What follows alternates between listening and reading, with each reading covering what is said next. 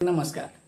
जान तनी इलेक्शन के बाद और इलेक्शन के रिजल्ट आवे से पहले टीआरपी ला एगो ड्रामेबाजी होला जना कहल जाला एग्जिट पोल। अब एमे होला का तो लोग सर्वे के आधार पर और अपना एक्सपीरियंस के आधार पर जब से बतावला कि कौना पार्टी के कौना जगह से कितना सीट आई आ केकर जगह से सरकार बनता। तो बहुत हद तक ये एग्जिट पोल सही भी होला और बहुत बार गलत भी। हिस्ट्री में भी देखल गल बा, बहुत बार जगह से सही निकल बा, बहुत बार बहुत ज्यादा भी गलत निकल बा।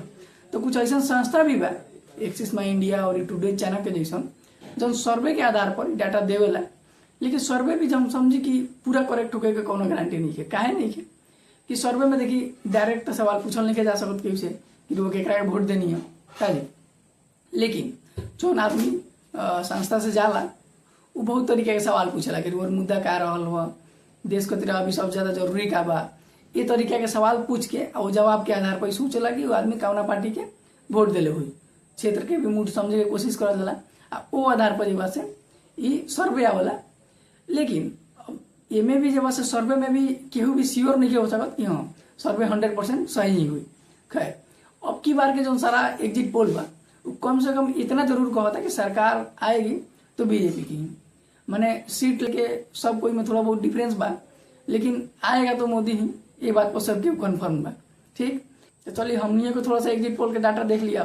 तो ये टुडे चाणक्य के एग्जिट पोल बा, एक अनुसार 335 को सीट जब से बीजेपी के मिल सकता, प्लस माइनस 15 माने 15 को के डिफरेंस हो सकता ज्यादा चाहे कम। उसके बाद एनडीए के 400, कांग्रेस के 50 और इंडिया अलायंस के 107, अदर्स के 36।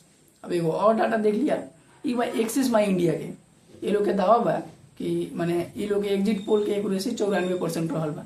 माने अभी तक जितना चुनाव में एग्जिट पोल दिले बारे लोग उनमें से 94% केस में सही रहल बा। तो एक अनुसार बीजेपी के 322 से 340 के आसपास, कांग्रेस के 60 से 76 के आसपास। इंडिया के देखल जाओ तो 361 से 401, माने 400 पार वाला बात हो सकता है ये लोग अनुसार। इंडिया अलायंस के 131 से 166। चलिए ई तो रहल डाटा के बाद एग्जिट पोल के लेके महाराज बहुत बकैती चलता, माने डाटा के अलावा भी केहू भी अपन अपन एग्जिट पोल बताव लगता। एमे विपक्ष के कहना बा कि सब एग्जिट पोल गलत बा, इंडिया अलायंस से बस 275 से प्लस सीट जीतता, लेकिन एक आसपास भी मैंने कौन एग्जिट पोल नहीं बतावत। खैर अब सच्चाई क्या बा ये तो 4 तारीख के पता चली।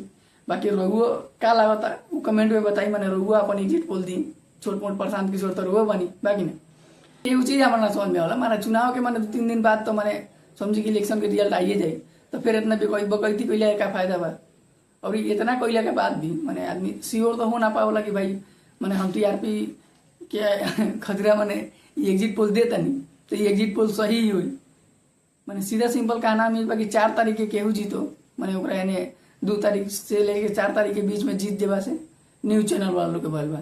खैर वीडियो अच्छा लागल होगे तो लाइक करी, आ भोजपुरी में ऐसा वीडियो खतरा चैनल के सब्सक्राइब करी।